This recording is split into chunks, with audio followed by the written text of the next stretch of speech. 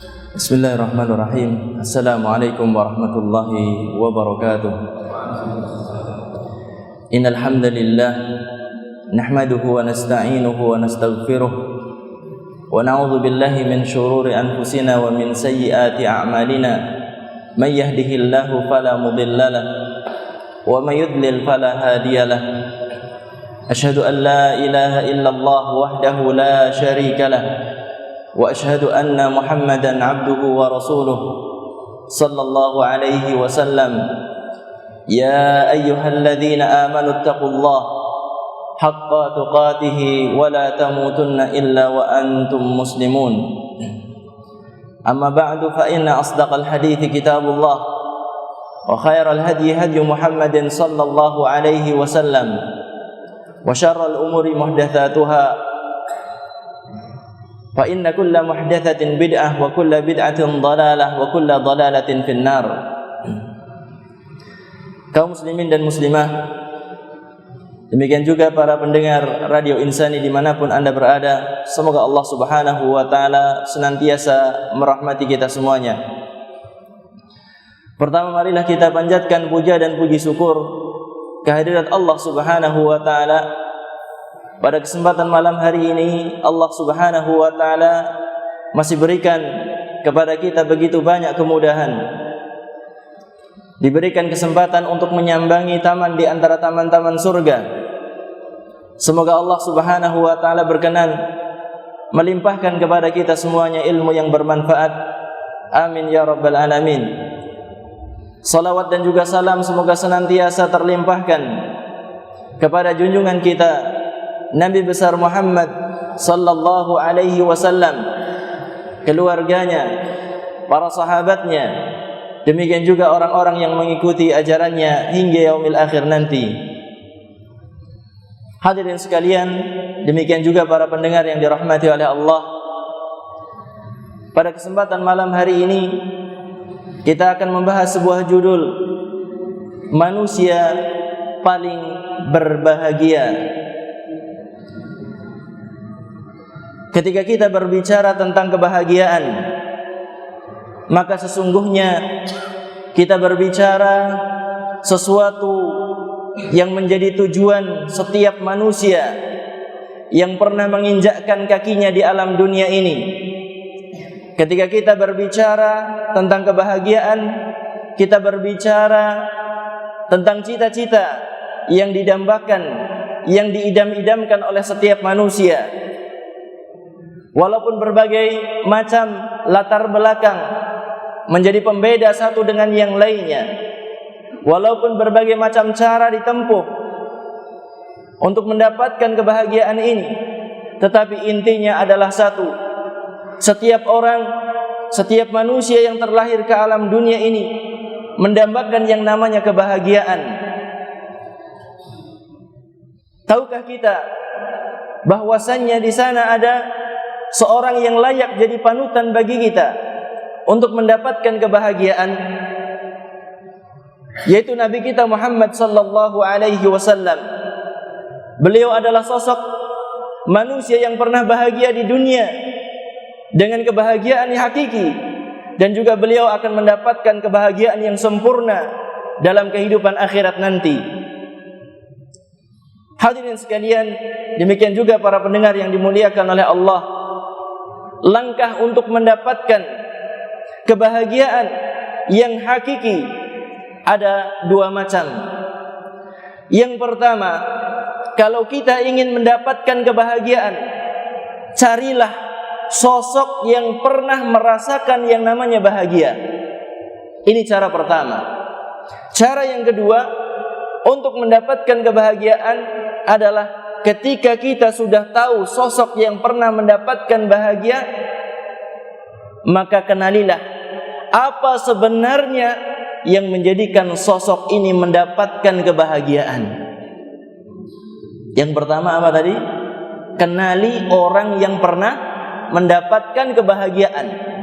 Dan yang kedua, cari tahu apa sebenarnya yang menjadikan orang ini bisa bahagia. Kaum muslimin dan muslimah yang dimuliakan oleh Allah, hal ini juga berlaku dalam kehidupan keseharian kita. Kalau jenengan mau usaha dalam bidang makanan umpamanya, jenengan pertama kali pasti akan mencari sosok pengusaha sukses dalam komputer. Ya tidak. Ketika jenengan mau bisnis makanan, nyari pengusaha sukses dalam usaha makanan kuliner, akan nyari semacam itu. Kemudian apa? Akan mencari tahu apa yang dia kerjakan untuk mendapatkan kesuksesan, apa saja yang dia tempuh. Demikian juga usaha-usaha yang lain. Maka demikian juga ketika kita berusaha untuk mewujudkan yang namanya kebahagiaan dalam kehidupan kita, kita akan berusaha terlebih dahulu mengenal sosok siapa yang pernah mendapatkan kebahagiaan yang hakiki. Kemudian kita cari tahu apa yang dia dapatkan, apa yang dia kerjakan untuk mendapatkan kebahagiaan hakiki ini. Kita sebagai kaum muslimin memiliki satu patokan, memiliki pegangan hidup, yaitu Al-Quranul Karim dan sunnah Nabi sallallahu alaihi wasallam. Melalui penjelasan para ulama, kita mendapati bahwasannya sosok yang mendapatkan kebahagiaan yang hakiki berdasarkan Quran dan juga sunnah Nabi sallallahu alaihi wasallam, maka beliau adalah Nabi kita Muhammad sallallahu alaihi wasallam. Beliaulah yang telah mendapatkan mereguk nikmatnya kebahagiaan hakiki. Lalu apa sebenarnya yang menjadikan Nabi kita Muhammad sallallahu alaihi wasallam beliau mendapatkan kebahagiaan yang hakiki? Maka di antara sebab terbesar yang menjadikan Nabi Muhammad sallallahu alaihi wasallam beliau merasakan kebahagiaan yang hakiki adalah dijelaskan para ulama ketika mentafsirkan firman Allah Subhanahu wa taala di dalam surat Asy-Syarh. Sudah sampai belum pelajaran tafsirnya di sini? Surat Asy-Syarh sudah sampai? Apa bunyinya surat Asy-Syarh itu? Surat Asy-Syarh apa bunyinya? Enggak tahu?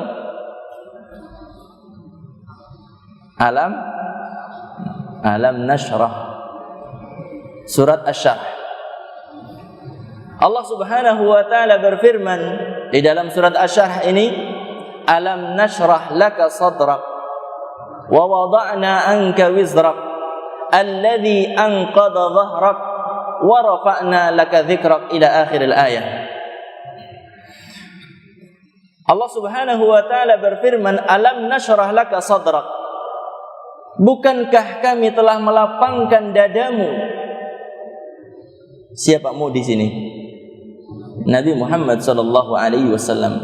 Bukankah kami telah melapangkan dadamu wahai Muhammad sallallahu alaihi wasallam? Kemudian setelahnya apa?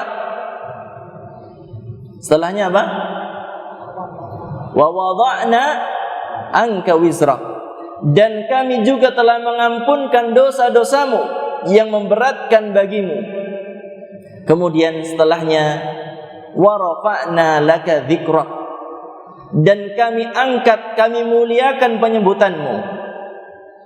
Para ulama menjelaskan bahwasanya tiga hal inilah yang menjadi sebab Nabi sallallahu alaihi wasallam bisa merasakan kebahagiaan yang hakiki.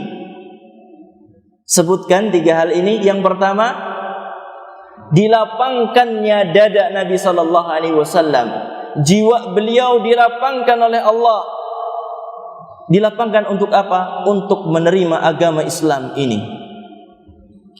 Dilapangkan oleh Allah Subhanahu wa taala untuk berhias dengan akhlak yang mulia. Dilapangkan oleh Allah Subhanahu wa taala untuk berhias dengan iman. Maka dengannya Nabi sallallahu alaihi wasallam mendapatkan kelapangan yang luar biasa dalam kehidupan beliau sallallahu alaihi wasallam. Yang kedua, Nabi Muhammad sallallahu alaihi wasallam diampunkan dosa-dosanya yang telah lalu dan dosa-dosa yang akan datang. Tidak ada dosa lagi yang dimiliki oleh Nabi sallallahu alaihi wasallam, semuanya telah diampunkan oleh Allah Subhanahu wa taala. Liyaghfira lakallahu ma taqaddama min dzambika wa ma ta'akhkhar.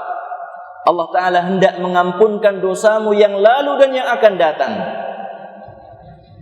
Hadirin sekalian yang dimuliakan oleh Allah, alangkah bahagianya kalau seandainya kita hidup di alam dunia, kemudian dosa-dosa kita diampunkan oleh Allah Subhanahu wa taala. Tidak ada di antara kita yang lepas dari dosa. Keseharian kita melakukan dosa lisan, dosa amal perbuatan, dan dosa mungkin di dalam hati kita. Alangkah indahnya kalau seandainya kita mendapatkan pengampunan dosa. Alangkah membahagiakannya itu, dan inilah yang didapatkan oleh Nabi kita Muhammad sallallahu alaihi wasallam, pengampunan dosa yang lalu dan yang akan datang. Dan yang ketiga, Nabi Muhammad sallallahu alaihi wasallam dimuliakan penyebutan beliau dengan semulia-mulianya. Tidak ada manusia yang lebih mulia dari Nabi Muhammad sallallahu alaihi wasallam dalam penyebutan. Tidak ada manusia yang pernah hidup di dunia ini melebihi mulianya Nabi Muhammad sallallahu alaihi wasallam dalam penyebutan. Ditinggikan oleh Allah Subhanahu wa taala. Orang masuk Islam harus menyebut nama Nabi Muhammad sallallahu alaihi wasallam atau tidak? Harus. Benar enggak Islamnya kalau enggak menyebut nama Nabi Muhammad sallallahu alaihi wasallam? Enggak benar. Ibadah yang setelahnya, salat sah enggak kalau tidak menyebutkan nama Nabi Muhammad di dalam salat? Hah? Tidak sah? Subhanallah. Adzan kalau tidak menyebutkan nama Nabi Muhammad sah apa enggak adzan? Iqamah.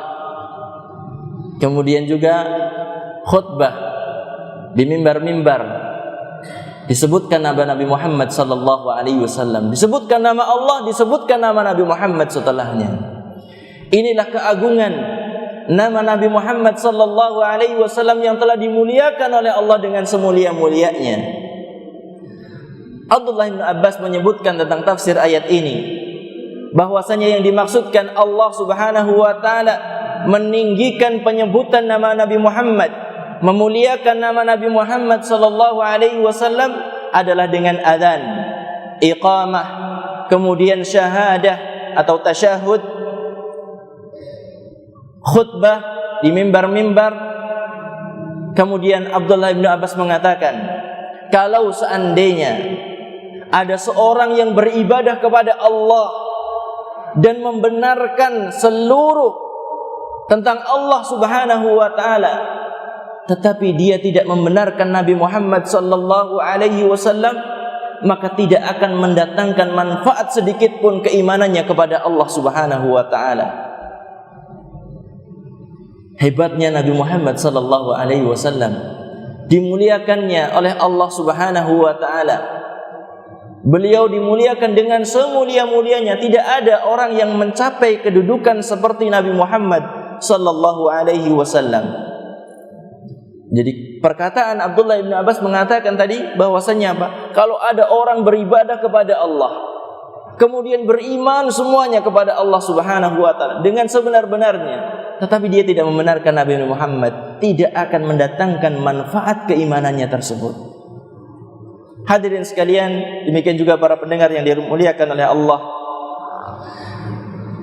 Setelah kita mengetahui bahwasanya Nabi kita Muhammad sallallahu alaihi wasallam adalah sosok yang telah berhasil mendapatkan kebahagiaan hakiki, dan kita telah mengetahui apa sebab yang menjadikan Nabi Muhammad sallallahu alaihi wasallam mendapatkan kebahagiaan hakiki tersebut, maka setelahnya adalah tugas kita umat Nabi Muhammad sallallahu alaihi wasallam. Ketahuilah hadirin dan para pendengar yang dimuliakan oleh Allah, bahwasannya tidak mungkin bagi seorang umat Nabi Muhammad sallallahu alaihi wasallam untuk mendapatkan kebahagiaan yang hakiki kecuali dengan mengikuti Nabi kita Muhammad sallallahu alaihi wasallam. Orang yang hidup setelah Nabi Muhammad sallallahu alaihi wasallam tidak ada yang bisa meraih kebahagiaan yang hakiki kecuali dengan mengikuti Nabi kita Muhammad sallallahu alaihi wasallam. Hadirin sekalian yang dimuliakan oleh Allah, kebanyakan manusia ketika berbicara tentang bahagia, pembicaraan mereka tidak lepas dari perkara-perkara kehidupan dunia saja. Sebagian orang mengira kebahagiaan itu pada harta, banyaknya duit. Sebagiannya mengira dengan bagusnya kendaraan, mewahnya rumah. Sebagiannya mengira dengan bagusnya penampilan. Sebagiannya lagi mengira dengan apa? Bahagia, banyak teman. Walau enggak punya duit tetapi banyak teman, katanya. Apalagi jabatan, pangkat dan jabatan. Kebanyakan manusia ketika berbicara bahagia berkutat pada masalah dunia semuanya. Mau seberapa lama sih kita hidup di dunia ini? Kita hidup di dunia ini mau berapa lama? Selama-lamanya? Berapa ratus tahun Pak mau hidup di dunia Pak? Mau 100 tahun? Kalau ditawarkan sama jenengan 200 tahun, saya yakin gak akan mau. Kalau ditawarkan sekarang hidup di dunia silahkan 200 tahun, saya yakin gak akan mau. Ketika melihat orang yang 70 tahun jalannya sudah sulit, 80 tahun lebih repot lagi, 90 tahun tergeletak tidak ada yang mau mengurusi.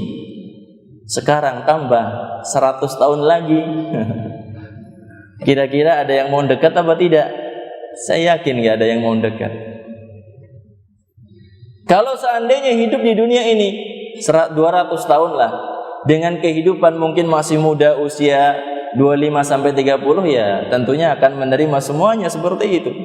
Tetapi hari berlalu, waktu berganti, terus seperti itu, termakan oleh usia. Kebanyakan orang berbicara tentang bahagia itu bahagia dunia saja, tidak pernah berbicara tentang kebahagiaan yang nanti bisa dirasakan, bisa digapai oleh seorang setelah meninggalnya, setelah dia berpisah dengan alam dunia ini. Jarang yang berbicara tentang masalah ini. Hadirin sekalian kaum muslimin dan muslimah yang dimuliakan oleh Allah, manusia di dunia itu tidak kekal. Kullu man 'alaiha fan. Setiap yang ada di muka bumi ini akan sirna. Demikian juga kesenangan-kesenangan dunia akan sirna. Maka janganlah terpedaya dengan kehidupan dunia ini. Orang yang menilai bahwasanya kebahagiaan itu pada harta, mereka benar dari satu sisi dan salah dari banyak sisi. Karena sesungguhnya yang namanya kebahagiaan hakiki tidak berkaitan dengan harta. Walaupun memang benar harta itu di antara sebab yang bisa menghantarkan seorang itu kepada kebahagiaan, tetapi bukan kebahagiaan yang hakiki.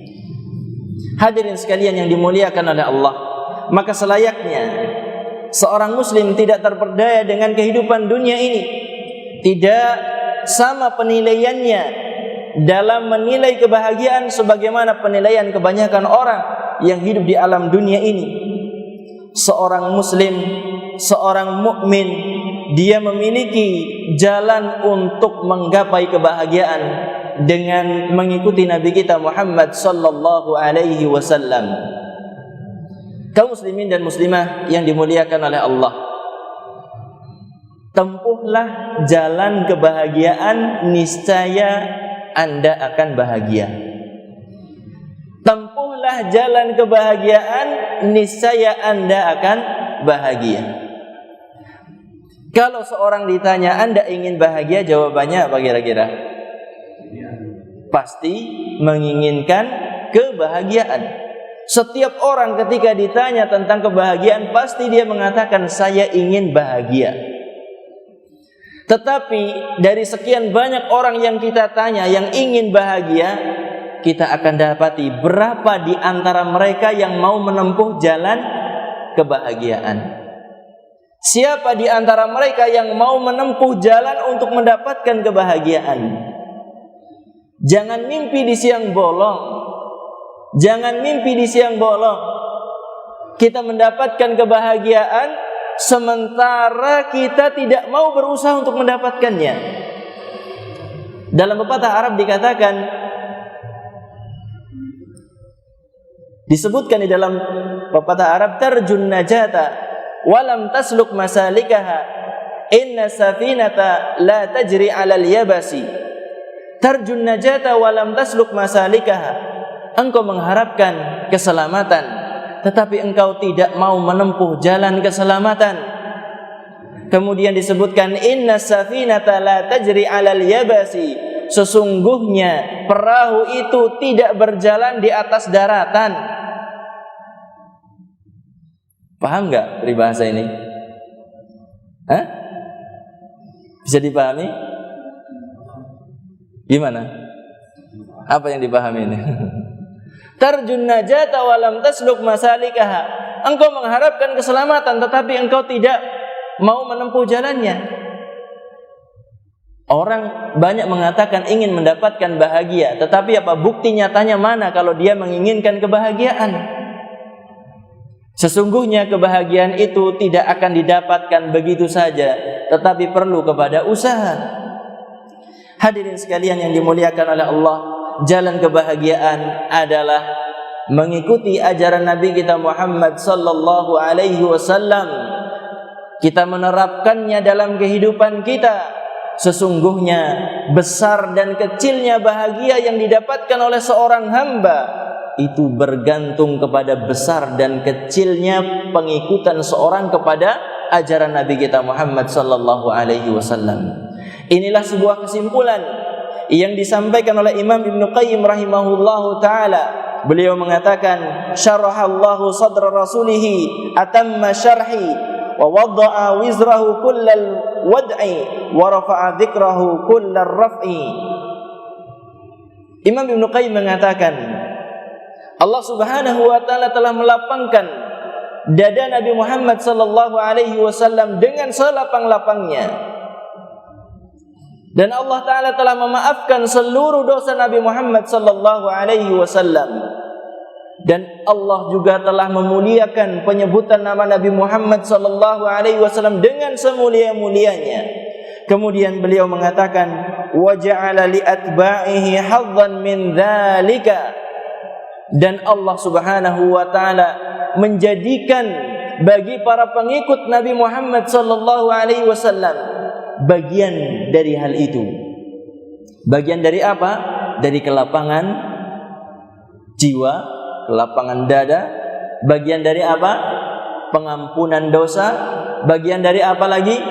Dari dimuliakannya penyebutan di alam dunia ini.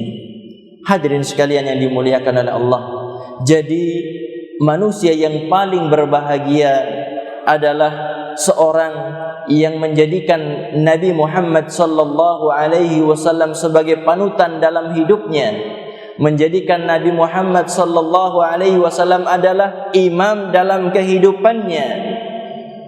Ittiba, mengikuti Nabi Muhammad sallallahu alaihi wasallam adalah sumber kebahagiaan. Tentunya tidak sebagaimana anggapan sebagian orang. Mengikuti Nabi Muhammad sallallahu alaihi wasallam dalam perkara lahiriahnya saja. Tidak mengikuti Nabi Muhammad sallallahu alaihi wasallam dalam masalah batiniyah. Mengikuti Nabi Muhammad sallallahu alaihi wasallam dalam masalah lahiriah ini tertuntut salatnya sebagaimana salat Nabi sallallahu alaihi wasallam mulai takbiratul ihram sampai salam. Ini adalah perkara lahiriah, tetapi perkara-perkara batiniyah yang tersembunyi di dalam hati manusia, khusyuknya dalam salat juga harus seperti Nabi sallallahu alaihi wasallam. Kemudian hadirnya hati dalam salat juga sebagaimana Nabi sallallahu alaihi wasallam. Karena banyak di antara kita yang sudah ngaji ini, banyak di antara kita yang sudah ngaji, kita itu tersibukkan membenahi perkara-perkara yang nampak dari diri kita, ternyata tidak pernah membenahi perkara-perkara yang tersembunyi dalam hati kita. Membetulkan niat, meluruskan niat, ini adalah sesuatu yang tertuntut. Demikian juga ketika kita mengikuti Nabi Muhammad SAW dalam masalah akidah, demikian juga kita tertuntut di sisi yang lain untuk mengikuti Nabi Muhammad SAW dalam masalah muamalah. Kadang-kadang seorang akidahnya Masya Allah, kalau membantah kesyirikan, menjelaskan tentang khurafat, tentang macam-macam dari ajaran-ajaran yang sesat, Masya Allah begitu kuat. Tetapi dalam masalah muamalah, orang itu lari terbirit-birit ketika orang ini mau minjam uang kepadanya. Kenapa sebabnya? Orang ini terkenal tidak pernah nyaur utang. Benar enggak semacam ini? Dalam masalah akidah, ketika menyebutkan di dalam dakwahnya umpamanya, akidah awalan, akidah yang pertama. Tetapi dalam masalah muamalah, bobroknya, na'udzubillah, kita berlindung kepada Allah Subhanahu wa taala dari yang semacam ini. Dan ini banyak didapati di masyarakat kita, orang-orang yang sudah semangat dengan memperbaiki lahiriah, kemudian apa? Mereka salah dalam masalah apa? Dalam masalah batiniyah, tidak pernah membetulkan niat dalam beribadah kepada Allah Subhanahu wa taala. Hadirin sekalian yang dimuliakan oleh Allah.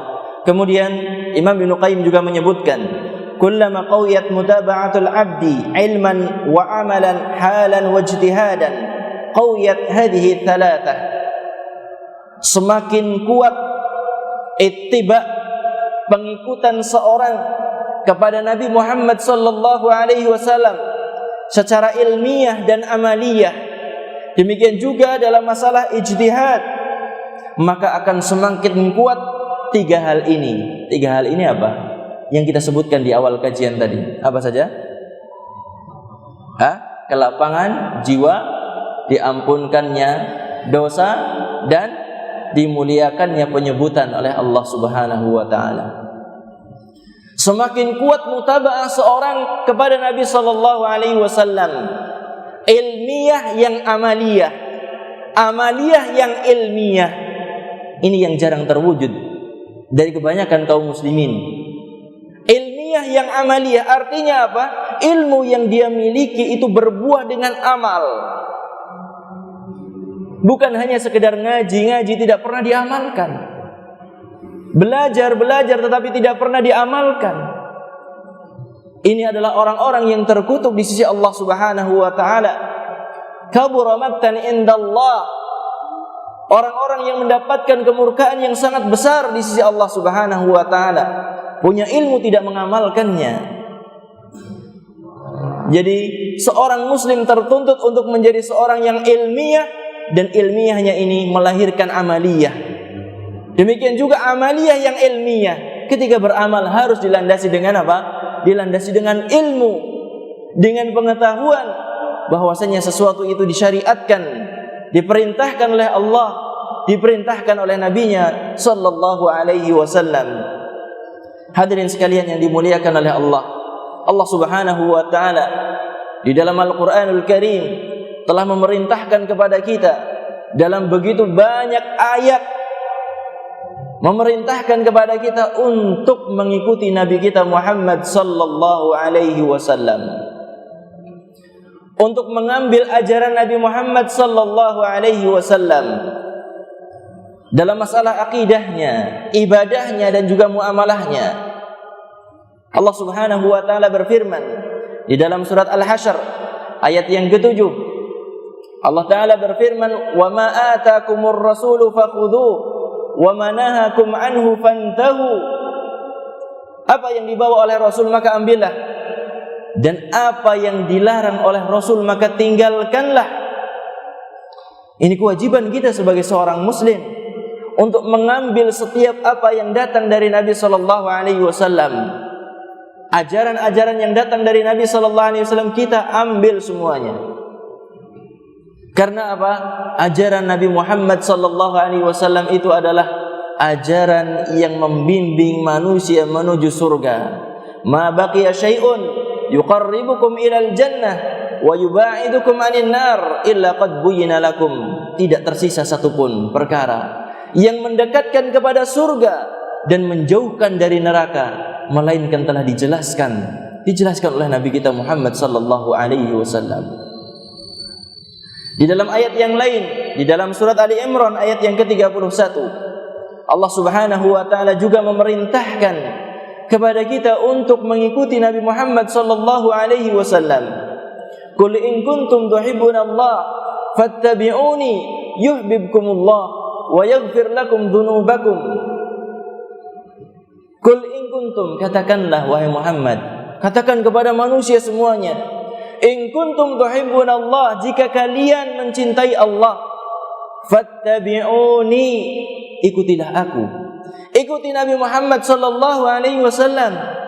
Balasannya sangat jelas sekali. Yuhibbukumullah, Allah taala akan mencintai kalian. Buah pengikutan kita kepada Nabi sallallahu alaihi wasallam adalah apa? Allah taala akan memberikan kecintaannya, memberikan keridhaannya kepada orang yang mengikuti ajaran Nabi kita Muhammad sallallahu alaihi wasallam. Bukan hanya itu, tetapi tambahannya sangat indah sekali. Wa yaghfir lakum dzunubakum. Allah taala akan mengampunkan dosa-dosa kalian. Dikarenakan apa?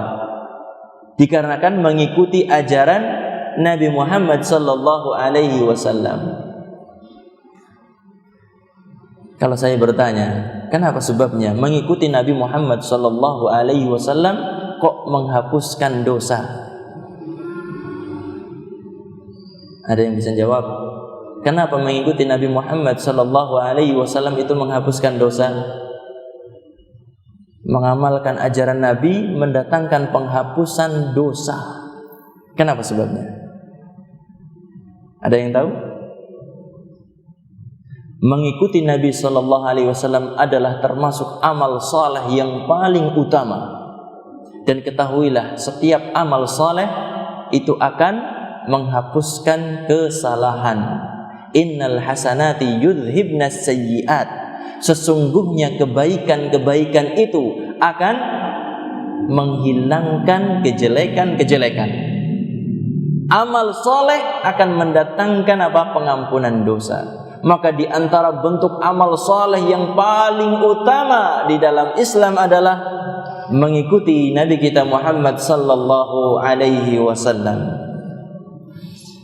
Ayat yang lain yang berbicara tentang kewajiban kita untuk mengikuti Nabi kita Muhammad sallallahu alaihi wasallam.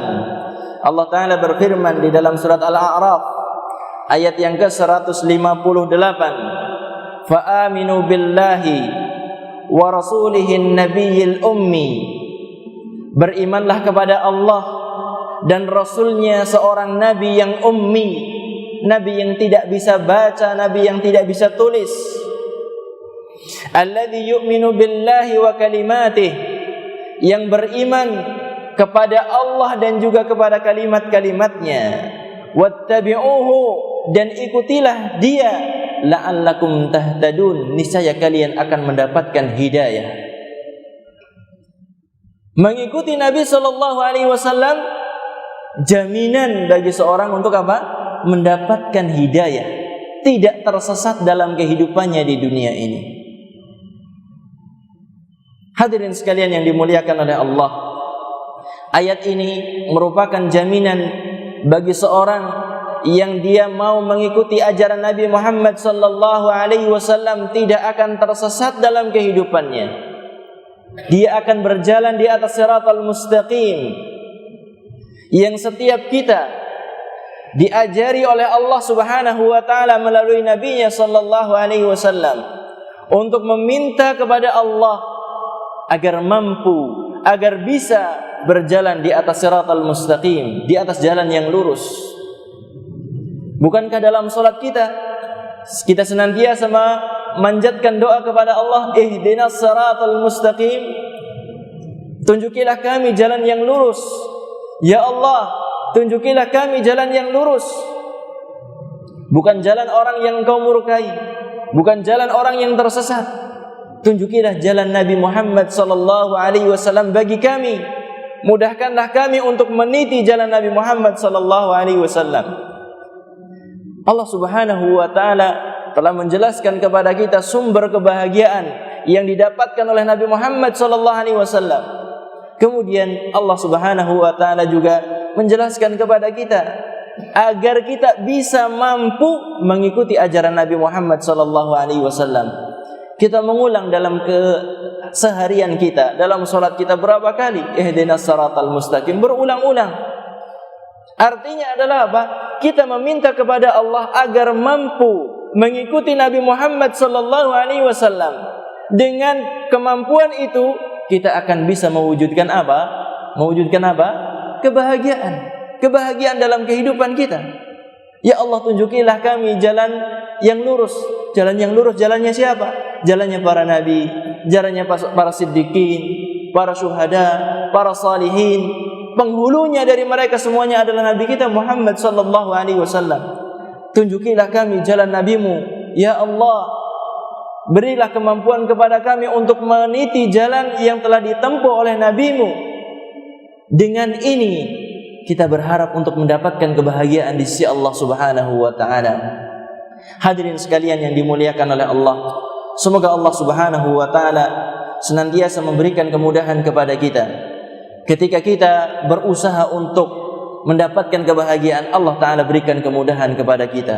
Tentunya jalannya adalah dengan mengikuti ajaran Nabi kita Muhammad sallallahu alaihi wasallam, zahiran wa batinan, secara lahir dan secara batin, yang nampak ataupun yang tersembunyi, yang ada dalam jiwa kita. Kita mengikuti ajaran Nabi kita Muhammad sallallahu alaihi wasallam. Masih ada waktu? Berapa menit? 10 menit lagi. Mungkin kalau ada pertanyaan, karena saya minta maaf ada lagi kurang fit sebenarnya. Jadi materi sampai di sini yang bisa saya sampaikan. Kalau mungkin ada pertanyaan menunggu waktu Isya, saya persilahkan. Kalau tidak ada, kita istirahat.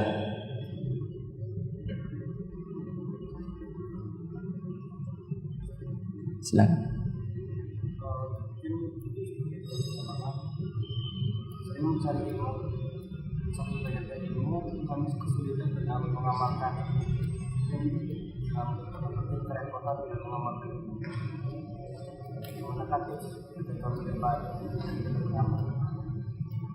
Terima kasih pertanyaannya. Ada pertanyaan yang sangat bagus sekali. Kita yang sering ngaji, terkadang kita kewalahan. Untuk apa? Untuk mengamalkannya. Masya Allah. Pernahkah kita sadari semacam yang disadari oleh saudara kita ini? Kalau sudah punya kesadaran semacam itu, berarti perlu apa? Perlu kesungguhan. Perlu kesungguhan untuk bisa mengamalkan ilmu yang telah kita kaji, ilmu yang telah kita pelajari. Maka Allah Subhanahu wa taala membimbing kita untuk senantiasa isti'anah, minta pertolongan hanya kepada Allah Subhanahu wa taala. Kita mengatakan iyyaka na'bud wa iyyaka nasta'in. Hanya kepadamu lah ya Allah kami beribadah, dan hanya kepadamu lah ya Allah kami mohon pertolongan. Senantiasa tanamkan dalam diri kita bahwasanya kita itu lemah di hadapan Allah Subhanahu wa taala. Kita senantiasa butuh kepada Allah Subhanahu wa taala dalam setiap gerak-gerik kita. Dalam setiap apa yang kita kerjakan, kita butuh kepada Allah Subhanahu wa taala. Bukankah ketika kita hendak keluar rumah diajarkan untuk mengatakan bismillahi tawakkaltu 'ala Allah wa la haula wa la quwwata illa billah? Kita serahkan semuanya kepada Allah Subhanahu wa taala. Tidak ada daya, tidak ada upaya, kecuali semuanya adalah kemudahan yang Allah taala karuniakan kepada kita. Kita bersungguh-sungguh, kita hadirkan diri kita ketika kita mengatakan iyyaka nasta'in. Hanya kepadamu lah ya Allah kami minta pertolongan. Terkadang seorang itu kesulitan untuk mengerjakan ataupun mengamalkan ilmu yang telah dia lakukan karena apa? Karena dia bergantung ataupun bertumpu kepada kemampuan dirinya sendiri. Tidak pernah hatinya dikaitkan dengan Allah Subhanahu wa taala. Hatinya tidak pernah dikaitkan dengan yang maha kuasa atas segalanya, yang di tangan Allah segala sesuatu, yang begitu mudah bagi Allah Subhanahu wa ta'ala. Maka sekali lagi, ketika seorang telah memiliki ilmu yang mungkin dikatakan pengajian banyak, ilmunya numpuk, kemudian apa? Berat untuk mengamalkannya, isti'anah, minta tolong kepada Allah Subhanahu wa ta'ala untuk menghiasi kehidupannya dengan amal setelah menghiasi kehidupannya dengan ilmu. Wallahu a'lam bishawab. Ini mungkin yang bisa kita usahakan, meminta pertolongan kepada Allah Subhanahu wa ta'ala. Wallahu a'lam bishawab. Yang lain masih ada pertanyaan?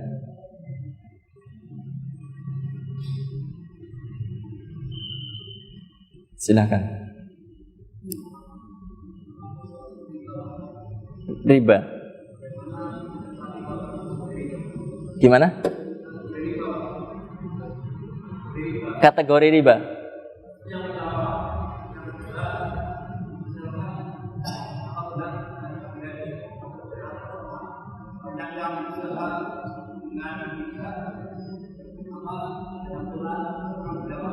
Banyak orang gila. Kalau banyak yang riba berarti banyak yang gila gitu. Yang pertama tentang kategori riba. Batasan seperti apa yang dinamakan dengan riba? Disebutkan dalam sebuah hadis, kullu qardin jarra naf'an fa huwa riba. Setiap utang piutang yang satu pihaknya ngambil faidah, keuntungan, maka itu adalah riba. Seberapapun besarnya atau kecilnya ini? Seberapapun kecilnya gitu. Setiap utang piutang yang ketika sang pemberi pinjaman ini ngambil 1 poin saja, 1 rupiah saja dari ketika pengembalian, maka itu dinamakan riba. Kalau ada orang minjamkan uang 200.000 kepada saudaranya, ketika dia meminta kembalian 200.000 1 rupiah, 1 rupiah ini adalah riba dan haram hukumnya. Lalu bagaimana seorang usaha di dalam Islam? Usaha di dalam Islam banyak sekali. Mengembangkan harta banyak sekali caranya di dalam Islam. Riba ini adalah sesuatu yang dimurkai oleh Allah Subhanahu wa ta'ala. Dikutuk pelakunya, didoakan oleh Nabi Muhammad sallallahu alaihi wasallam dengan dijauhkan dari rahmat Allah Subhanahu wa taala.